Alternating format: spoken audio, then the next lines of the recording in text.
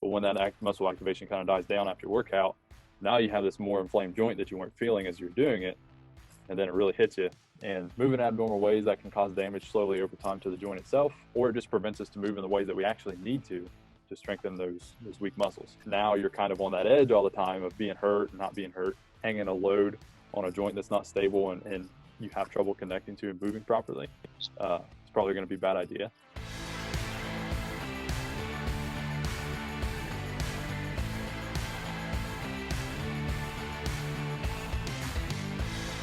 Type of joint pain, whether it's chronic, something that just kind of comes and goes, there's your shoulder, your knee, your hip, what have you, this video is for you today, and especially part 2 coming up very soon. Adam messaged me a few weeks ago, and he had been to the doctor.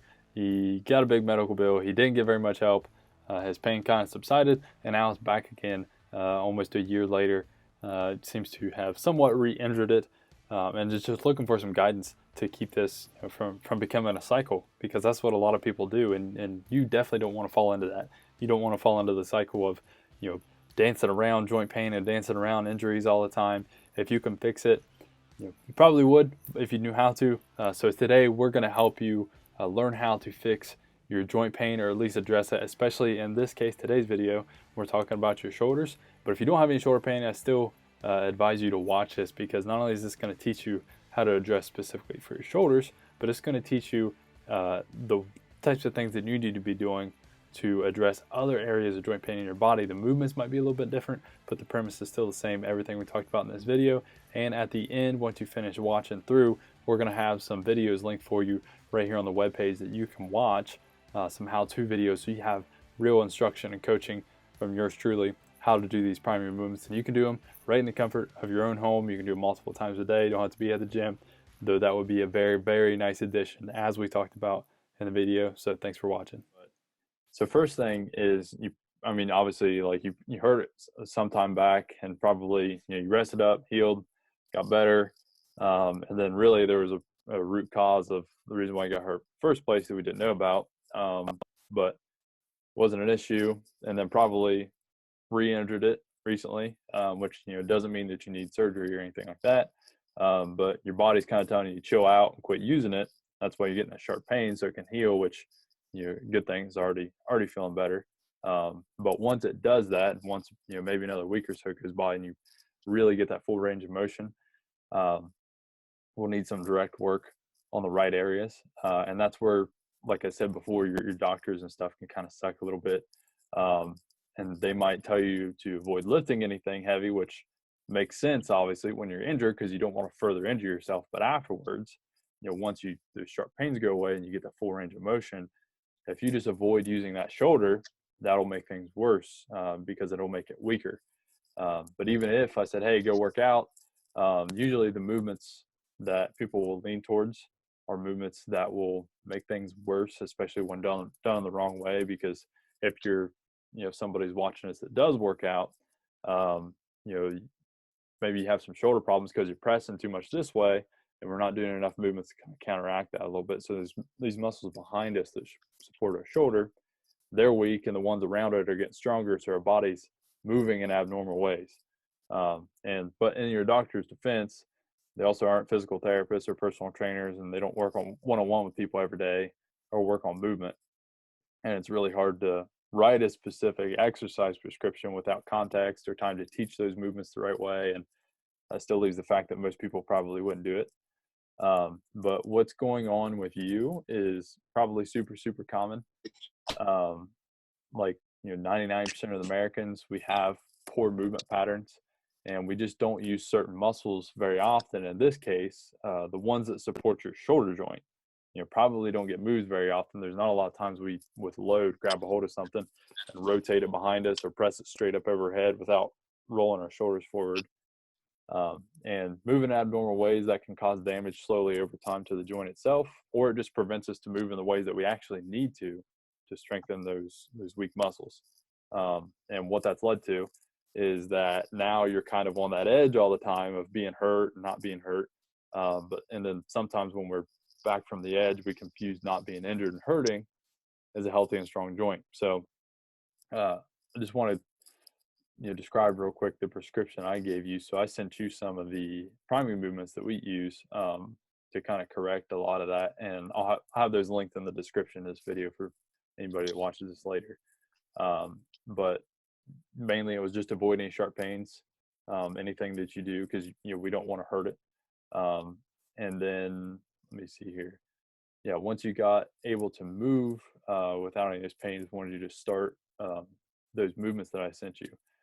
Did you have you been able to try those yet? I don't know if you're even feeling good enough to move and do those. No, I haven't yet. Today's really the first day that I felt comfortable even picking my arm up. So I was kind of just taking it easy and everything. Yeah. But I looked at them, but I haven't got a chance to try them yet. Yeah. So this week I can.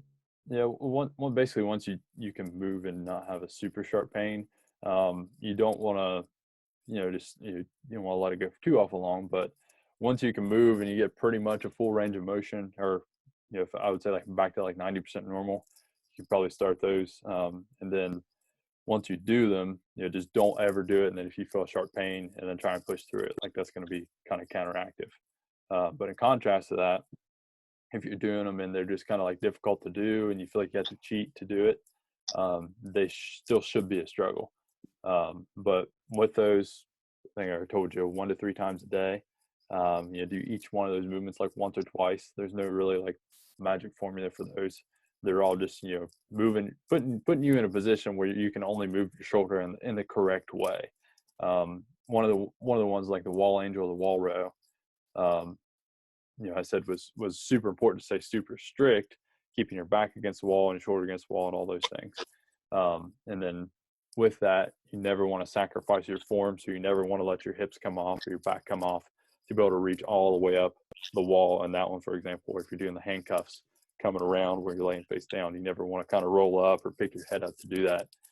If you have to stop short, go ahead and stop short rather than trying to cheat on your form. And really your goal is you want to start to move like that much more.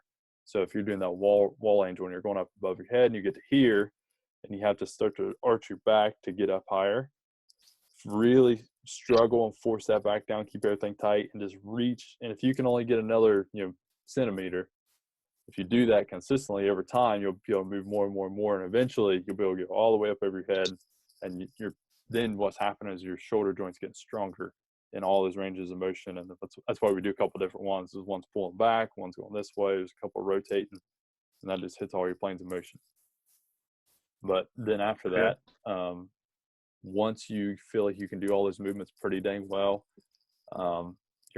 that's when it's okay to like start going back to some strength training. And I want to address that too. A lot of times people think, well, it needs to get stronger, so you need to go lift weights or do some sort of strength training. Even if you do the right movements to correct your specific problem, hanging a load on a joint that's not stable and you have trouble connecting to and moving properly, it's probably going to be a bad idea. So that's something else to focus on while you do your primary movements, is to try and get connection to those movements. So if you're super strict, you'll feel that kind of rotation and you'll know what it feels like when it's moving the wrong way. Maybe your shoulder's catching versus when it starts to move really well. So then you take that kind of awareness of that joint, and then if you go do a shoulder press or you're working out or whatever, you can feel that, and then you'll know, like, if I'm pressing over my head and I'm shrugging and my shoulders rolling forward, you'll be aware of that now versus before you may have been doing that the whole time not even knowing it. So those are really good for that as well.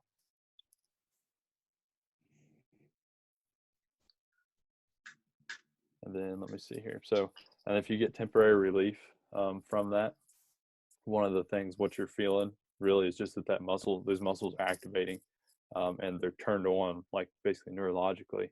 So everything around that joint is now supported, and that pain signal just kind of goes away. Does that all make sense though? Do you have any questions on that? I know that's a lot of stuff, but. No, that makes a lot of sense, everything you said. I think I could maybe look at the exercises more to fully understand that, but yeah, I get what you're saying is taking my time and kind of progressing into it instead of just all out like it seems like I did before. And that's what caused injury before was, it was kind of hurting me, but I thought I was all right. And the time I was working out, I couldn't really feel it. Then afterwards, the next day after slept and stiffened up, I was in really bad shape. Right. So And that's the thing is people start working out and they feel great and they're like, wow, this is making it better. And it's not necessarily that the movement is correcting what you're doing. It's just alleviating the symptoms because, like I said, it is activating the muscles that go all the way around that and then just kind of temporarily supporting it.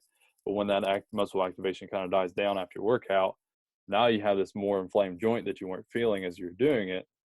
And then it really hits you, once you rest. That's pretty common too. So be aware that, you're probably going to have workouts where you're like, oh, I overstretched, overdid it. That doesn't feel very good. Then you can kind of figure out where that line is, where you need to be.